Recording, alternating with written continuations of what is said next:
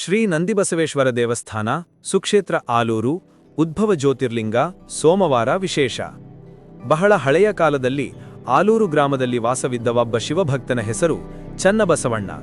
ಅವನಿಗೆ ಜೀವನದಲ್ಲಿ ಏನೂ ಇರಲಿಲ್ಲ.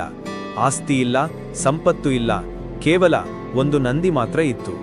ಆ ನಂದಿಯೇ ಅವನ ಕುಟುಂಬ, ಆ ನಂದಿಯೇ ಅವನ ದೇವರು. ಪ್ರತಿ ಸೋಮವಾರವೂ ಚನ್ನಬಸವಣ್ಣ ಆ ನಂದಿಯನ್ನು ಸ್ನಾನ ಮಾಡಿಸಿ ಬಿಲ್ವಪತ್ರೆ ಹಾಕಿ ಶಿವನಿಗೆ ಪೂಜೆ ಮಾಡಿಸುತ್ತಿದ್ದ. ಗ್ರಾಮದವರು ಅವನನ್ನು ಹುಚ್ಚ ಚನ್ನಬಸವ ಎಂದು ಕರೆಯುತ್ತಿದ್ದರು.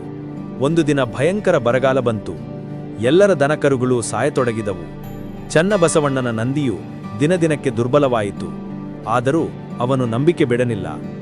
ಕೊನೆಯ ಸೋಮವಾರ ಬೆಳಿಗ್ಗೆ ನಂದಿ ಮರಣ ಹೊರೆಯಲ್ಲಿರುವಾಗ ಚನ್ನಬಸವಣ್ಣ ಕಣ್ಣೀರು ಹಾಕುತ್ತಾ ಹೇಳಿದ, ಶಂಭೋ ಶಂಕರ, ನನ್ನ ನಂದಿ ನಿನ್ನ ಸ್ವರೂಪವಲ್ಲವೇ? ನೀನೇ ಇದನ್ನು ಕಾಪಾಡಬೇಕು. ನಾನು ಇನ್ನೇನೂ ಕೇಳುವುದಿಲ್ಲ, ಕೇವಲ ಒಂದು ಸೋಮವಾರದ ಪೂಜೆಯನ್ನಾದರೂ ಸ್ವೀಕರಿಸು. ಅವನು ತನ್ನ ಕೊನೆಯ ಬಿಲ್ವಪತ್ರೆಯನ್ನು ನಂದಿಯ ತಲೆಯ ಮೇನಿಟ್ಟ. ಆ ಕ್ಷಣದಲ್ಲಿ ಭೂಮಿ ನಡುಕಿತು. ನಂದಿಯ ಕಣ್ಣುಗಳಿಂದ ಜ್ಯೋತಿಯೊಂದು ಹೊರಬಿತ್ತು. ಆ ಜ್ಯೋತಿಯು ಭೂಮಿಯನ್ನು ಭೇದಿಸಿ ಮೇಲೆ ಬಂದು ಒಂದು ಅಪೂರ್ವ ಶಿವಲಿಂಗವಾಗಿ ಪ್ರಕಟವಾಯಿತು. ನಂದಿಯ ದೇಹವು ಕ್ಷಣದಲ್ಲಿ ಸ್ವಸ್ಥವಾಯಿತು.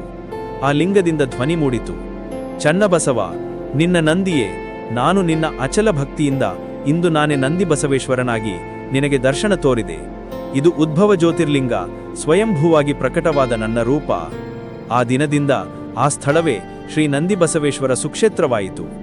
ಆ ಲಿಂಗಕ್ಕೆ ಯಾರು ಸೋಮವಾರದಂದು ಬಿಲ್ವಾರ್ಚನೆ ಮಾಡಿದರೋ ಅವರ ಎಲ್ಲ ಕಷ್ಟಗಳು ದೂರವಾದವು. ಭಕ್ತಿಯೇ ಜೀವನವಾದವರಿಗೆ ಶಿವನೇ ಗತಿಯಾದನು.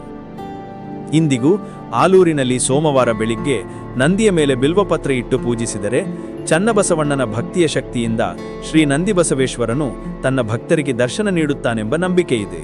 ಓಂ ನಮಃ ಶಿವಾಯ. ಹರ ಹರ ಮಹಾದೇವ.